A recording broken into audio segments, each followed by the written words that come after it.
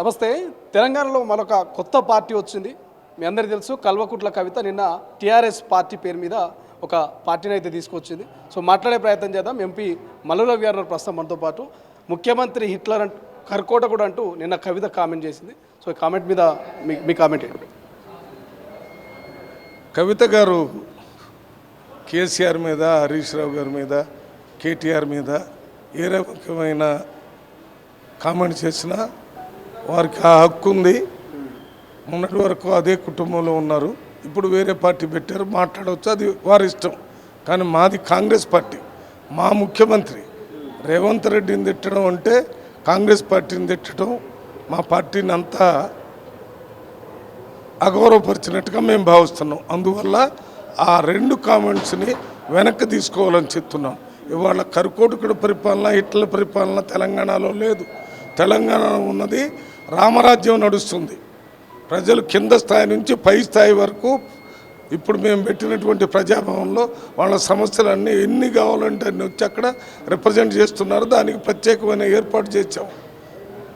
నిన్న మొన్న ఆర్టీసీ కార్మికులు సమ్మె బీఆర్ఎస్ పార్టీలో 55 రోజులు చేసిన తర్వాత వారికి వారే సరెండర్ అయితే అప్పుడు వారికి ఇస్తానన్నవి కూడా ఏమీ ఇవ్వలేదు. మరి వారి యూనియన్ పెట్టుకోవడానికి కూడా అవకాశం ఇవ్వలేదు, డబ్బుతో సంబంధం లేని కూడా. అటువంటి పరిస్థితుల్లో ఆర్టీసీ వాళ్ళు మా దగ్గర 3 రోజులు సమ్మె చేస్తే మేము ప్రతిష్టగా తీసుకోకుండా మేమే ఆ జేఏసీని పిలిచి, ఆర్టీసీ జేఏసీని వారితో సుదీర్ఘంగా చర్చలు చేసి వారికి యూనియన్ పెట్టుకోవటానికి ఆ డిమాండ్ని ఒప్పుకోవటం జరిగింది. వారిని ప్రభుత్వ ఉద్యోగులుగా గుర్తించడానికి వారి డిమాండ్ని ఒప్పుకోవటం జరిగింది. అదే రకంగా 11% ఫిట్మెంట్ ఇవ్వటానికి కూడా ఒప్పుకోవటం జరిగింది. అతి ముఖ్యమైన ఈ 3 ఇంకా చిన్న చిన్నవి చాలా ఉన్నాయి. ఈ ఎందుకు చెప్తున్నానంటే మేము ప్రభుత్వం, రేవంత్ రెడ్డి గారి ప్రభుత్వం హిట్లర్ ప్రభుత్వంను, ఇంకోటి అది కర్కోటకుడి ప్రభుత్వం అయితే మేము వాళ్ళని గాలికి వదిలేసి వాళ్ళు ఎంతకాలం చేసినా మా దగ్గర పోలీసు ఉంది, మా దగ్గర అధికారం ఉందని బీఆర్ఎస్ పార్టీ ప్రభుత్వంలాగా చేయలేదు. ఇది ప్రజాప్రభుత్వం కాబట్టి వెంటనే ప్రజలకు కూడా ఇబ్బంది జరుగుతుంది కాబట్టి కార్మికులకి నష్టం జరగవద్దు, ప్రజలకు కూడా ఇబ్బంది కలగకూడదనే వారిని చర్చలకు పిలిచి చర్చలు సానుకూలంగా వారితో మాట్లాడి మరి మళ్ళీ కార్మికులు సమ్మె విరమించి ఇప్పుడు బస్సులు నడిపే పరిస్థితి వచ్చింది. అందువల్ల ఇది కర్కోటకుడి ప్రభుత్వం, ఇది హిట్లర్ ప్రభుత్వం, ఇది ప్రజాప్రభుత్వం, ఇది రామరాజ్యం నడుస్తుందా. ఇక్కడ ప్రజలందరూ సుభిక్షంగా ఉండాలని, ప్రజలే ఈ ప్రభుత్వానికి మార్గదర్శకులని, ప్రజలు ఏదైనా సుదీర్ఘంగా ఏదైనా మాకు ఒత్తిడి చేసి ఇదే కావాలని కోరుకుంటే మా ఉద్దేశంలో అది ప్రజలకు ఉపయోగపడేది కాకపోయినా ప్రజలు కోరుకుంటున్నారు కాబట్టి ప్రజలకు అనుకూలంగా చేయాలనే ఆలోచనతో నడుస్తుంది. అందువల్లనే మేము మేనిఫెస్టోలో రాయకపోయినా ముక్క బియ్యం మీ 10 సంవత్సరాలు ఇచ్చారు, మా ప్రభుత్వంలో సన్న బియ్యం ఇచ్చాం, ప్రజలు కోరుకుంటున్నారు కాబట్టి. మీ ప్రభుత్వంలో 2 గదులు ఇండ్లు 10 సంవత్సరాలు ఇవ్వలేదు, ప్రజలు ఇండ్లు కావాలని మరి 10 సంవత్సరాలు ఇబ్బంది పడ్డారు కాబట్టి 4,50,000 ఇండ్లు పేద ప్రజలకి ఇప్పుడు మా ప్రభుత్వంలో ఇవ్వటం జరుగుతుంది. అవి కొన్ని ఇళ్ళు కట్టడం అయింది, కొన్ని కడుతూ ఉన్నారు. ఇదే కాకుండా మహిళలందరికీ ఆర్టీసీ బస్సులో నడిచేటటువంటి అవకాశాన్ని రేవంత్ రెడ్డి ప్రభుత్వం కల్పించింది. మీరేం చేశారు? మీ ప్రభుత్వంలో కనీసం ఒక్క మహిళను కూడా మొదటిసారి క్యాబినెట్ మినిస్టర్గా కూడా తీసుకోలేదు. అదే మా ప్రభుత్వంలో 3 మహిళలను తీసుకున్నాం, కార్పొరేషన్లో ఎక్కువ అవకాశం ఇచ్చాం. మా ప్రభుత్వంలో క్యాస్ట్ సెన్సెస్ చేసాం, దాంట్లో క్యాస్ట్ సెన్సెస్ అసెంబ్లీలో పెట్టి బీసీలకి 42% రిజర్వేషన్ ఇవ్వాలని మన రిజల్యూషన్ యునానిమస్గా పాస్ చేసి కేంద్రంలో ప్రభుత్వానికి పంపించాం. ఇవన్నీ ఒక రామరాజ్యంలో జరుగుతున్నటువంటి కార్యక్రమాలు. కర్కోటకుడి ప్రభుత్వాలు లేకపోతే హిట్లర్ ప్రభుత్వాలని ఈ రెండింటినీ కూడా మీరు కేసీఆర్కు మరమనిషి అని చెప్పి వదిలిపెట్టారు. ఈ 2 పదాలు కూడా కేసీఆర్ గారికి ఉపయోగపడతాయి. ఆయన కర్కోటకుడి పరిపాలన, హిట్లర్ పరిపాలన చేశాడు. ఆయన దగ్గర ఆయన చెప్పిందే వేదం. ఇప్పుడు రేవంత్ రెడ్డి ప్రభుత్వంలో సమిష్టి నిర్ణయాలు జరుగుతున్నాయి. కేబినెట్తో మాట్లాడిన తర్వాతనే అన్ని సమస్యలు జరుగుతాయి. ఇది ప్రజాస్వామ్యం. మాది లిబరల్ కాంగ్రెస్ పార్టీ. కవితకు ఫండింగ్ చేస్తున్నదే కాంగ్రెస్ అని బీజేపీ నేత ధర్మపురం మీద కామెంట్ చేస్తా ఉన్నారు. సో ఇందులో ఎంతవరకు వాస్తవం ఉంది? కవిత పార్టీతోటి కాంగ్రెస్కు లాభమా నష్టమా?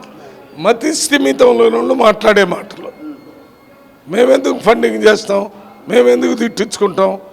మేమే ఫండింగ్ చేస్తే కాంగ్రెస్ పార్టీ ముఖ్యమంత్రి కర్కోటకుడు లేకపోతే ఆయనే హిట్లర్ అని అనిపించుకుంటాము. అదేమన్నా అవి ఏమన్నా మంచి మాటలా, మాకు పేరు వచ్చే మాటలా? ఈ తప్పుడు మాటలు మమ్మల్ని కూడా దాంట్లోకి లాగటానికి ఆ పార్టీ వాళ్ళు చేస్తున్నటువంటి కార్యక్రమాలే. ఏదేమైనా మేము కవిత గారు పార్టీ పెట్టిన దానికి వ్యతిరేకం కాదు. మన దేశంలో మల్టీ పార్టీ సిస్టమ్ ఉంది. రాజ్యాంగం హక్కునిచ్చింది, పెట్టుకోండి. మీరు వాస్తవాల మీద క్రిటిసైజ్ చేయండి. మీ ఇష్టం వచ్చినట్టు క్రిటిసైజ్ చేస్తే మంచిది కాదు. మీరు ఏదైతే నేను ఉదాహరణ చెప్పాను, మా ముఖ్యమంత్రి కర్కోటకుడు కాదు, హిట్లర్ కాదు అని చెప్పడానికి 100 కారణాలు చెప్పాను నేను. మరి మీరు 2 కారణాలు చెప్పండి. ఇప్పుడు మీరు ఇన్ని చేసినాము మళ్ళీ అధికారంలోకి మేమే వస్తామన్నట్టుగా చెప్తా ఉన్నారు. కానీ అక్కడ కేసీఆర్ మొన్న జగిత్యాల సభలో చెప్తా ఉన్నాడు, ఏదైతే పిల్లి శాపడాలకు ఉట్టి కింద పడుతుంది అన్నట్టుగా మీరు ఎంత తిట్టినా కూడా నేను చచ్చిపోయేది లేదు, మళ్ళీ అధికారంలోకి వచ్చేది మేమని కేసీఆర్ చెప్తున్నాడు. మీరే అంటారేమో అధికారంలోకి అంటారు, వాళ్ళని వాళ్ళు అంటున్నారు. సో ఎవరు అధికారంలోకి వచ్చే అవకాశం ఉంది? అధికారం కోల్పోయి లీడర్ ఆఫ్ అపోజిషన్గా ఉండి అసెంబ్లీలో వచ్చి ప్రజల సమస్యల తరపున మాట్లాడటం కానీ తెలుసుకోవటం చేయలేదు. ఒకవేళ అసెంబ్లీకి రాకపోతే రాష్ట్రంలో మొత్తం తిరిగి ప్రజల సమస్యలను తెలుసుకొని వాళ్ళు గ్రామంలో బీఆర్ఎస్ కేసీఆర్ రావాలని అడుగుతున్నారనే విషయాన్ని ఆయన తెలుసుకున్నట్టుగా యాత్ర కూడా చేస్తామంటారు కదా. కేటీఆర్ భవిష్యత్తులో యాత్ర కూడా చేస్తాం, ప్రజలకు పోతాం అంటున్నారు కదా. చేస్తామన్నారు. ఇప్పుడు 2.5 సంవత్సరాలు జరిగిన దాన్ని మీరేం మార్చలేరు. యాత్ర చేస్తారా 2.5 సంవత్సరాల్లో? మీరు మీ ఫామ్ హౌస్లో ఉన్నారు కదా. కుంభకరుణ్ నిద్రపోయి లేచి మాట్లాడినట్టుంది. 2.5 సంవత్సరాలు మీ ఫామ్ హౌస్లో నిద్రపోయి లేచి వచ్చి మీకు రాష్ట్రంలో ఏం జరుగుతుందో తెలియదు. రాష్ట్రంలో సన్నబియ్యం ఇచ్చేది తెలియదు, రాష్ట్రంలో ఇందిరమ్మ ఇండ్లు ఇచ్చేది తెలియదు, రాష్ట్రంలో 75,000 మందికి ఉద్యోగాలు ఇచ్చేది తెలియదు, రాష్ట్రంలో మహిళలందరికీ ఉచితంగా బస్సు ప్రయాణం చేసేది తెలియదు, రాష్ట్రంలో 200 యూనిట్లు కరెంటు ఫ్రీగా ఇచ్చేది తెలియదు, రాష్ట్రంలో జరుగుతున్నటువంటి మహిళాభివృద్ధి గురించి తెలియదు, 1 కోటి మంది మహిళలకి కోటీశ్వరులుగా చేస్తారని ముఖ్యమంత్రి. ఇవన్నీ నీకు తెలియదు. ఎందుకంటే మీరు ఈ 2.5 సంవత్సరాలు మీ ఫామ్ హౌస్కే పడుకోవటంలోనే సరిపోయింది. కుంభకరుణ్ నిద్రపోయినట్టు పోయారు. మీరు ముందు తెలుసుకొని మాట్లాడండి. మీరు పగటి పూట కలలు కన్నట్టుగా మీ కల్లో ఏమొచ్చిందో అది మాట్లాడుతున్నారు. వాస్తవం వేరు, మీరు మాట్లాడేది వేరు. వీరు మాట్లాడిన తర్వాత నేను 4 రోజులు కంటిన్యూస్గా గ్రామంలో ఐకేపీ సెంటర్లు, ఇందిరమ్మ ఇండ్లు ఇనాగ్రేషన్ పోయి వచ్చాను. అందరిని అడిగాను, ఏమయ్యా మీ ఊళ్ళో ఏమనుకుంటున్నారు? బస్సు కారు రావాలా, కేసీఆర్ రావాలా? ఎవరో ఎవడో ఒక్కడో 2 తప్ప సారా అందరూ సంతోషంగా ఉన్నారు మా గ్రామంలోని ప్రజలు చెప్పారు. మీరు పోయి రిపోర్ట్ తెచ్చుకొని దాని మీద మాట్లాడండి. అంతేగాని మేమే ప్రభుత్వంలోకి వస్తామని ప్రజల నాడిని బట్టి చెప్తున్నాం. ప్రజల నాడి ఏంటి? మొన్న జరిగినటువంటి పంచాయతీ ఎన్నికల్లో 65% కాంగ్రెస్ పార్టీ అభ్యర్థులు మన సర్పంచులుగా గెలిచారు. మళ్ళీ దాని తర్వాత జరిగినటువంటి మున్సిపల్ ఎన్నికల్లో 85% కాంగ్రెస్ అభ్యర్థులు గెలిచారు. ఇది ప్రజల నాడి. ప్రజలు ఏం చేస్తున్నారో ఆలోచిస్తున్నారో వీటి చూసిన తర్వాత మా ముఖ్యమంత్రి వచ్చే ప్రభుత్వం కూడా మాదే, ఈ రకంగానే ప్రజలు ఓట్లు వేస్తారు. ఎందుకంటే మేము 100 integrated residential schools SC ST BC minority and economical weaker section వాళ్ళందరికీ కూడా ఏ దేశంలో ఎక్కడ పెట్టలేని విధంగా పెడుతున్నాం. 100 తెలంగాణ పబ్లిక్ స్కూల్ పెడుతున్నాం. వీటన్నిటి ప్రజలు వాళ్ళ కోసం ఆలోచన చేసే ముఖ్యమంత్రి ఉన్నాడని, ప్రజల కష్టాలను సుఖాలను తెలుసుకొని పరిపాలన చేసే ముఖ్యమంత్రి రేవంత్ రెడ్డి అని అనుకోవటం వల్లనే వచ్చేటప్పుడు కూడా గెలుస్తారని చెప్పడానికి ఇన్ని రకాల కారణం ఉన్నాయి. మీరు ఏం చెప్తారు? 6 నెలలకు ఒకసారి లేస్తారట ఎవరు? కుంభకర్ణుడు. అట్లుంది ఆయన. 6 నెలలు అయితే మీరు 2.5 సంవత్సరాలు పట్టింది లేవటానికి. హైడ్రా మీదనే తొలి సంతకం పెడతా, హైడ్రా ఇండ్లు కూలుస్తున్నది, నిజామాబాద్లో నిడ్రా అంటారు, ఇక్కడ హైడ్రా అంటారు, పేదల ఇండ్లు కూల్చడానికైనా ప్రభుత్వం వచ్చింది అనేది కేసీఆర్ మాట. కేసీఆర్ మాటలకి ప్రజల నుంచి స్పందన అస్సలు శూన్యం.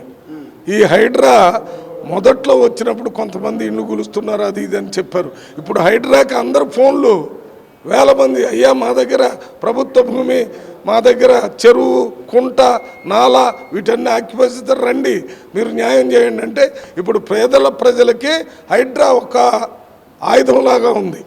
అంతకుముందు ఎవరికి చెప్పుకోవాలో కూడా చెప్పుకోలేని పరిస్థితుల్లో ఇప్పుడు హైడ్రాని చెప్తే న్యాయం జరుగుతుందని ప్రజలు అనుకుంటున్నారు. ఆయన ప్రభుత్వంలోకి వచ్చేది లేదు, చివరి సంతకం లేదు, మొదటి సంతకం లేదు. Thank you so much. ఇది మొత్తం మీద కల్వకుట్ల కవిత నిన్న చేసిన కామెంట్స్ గాను ఎంపీ మల్లురవి కౌంటర్ ఇస్తా ఉన్నారు.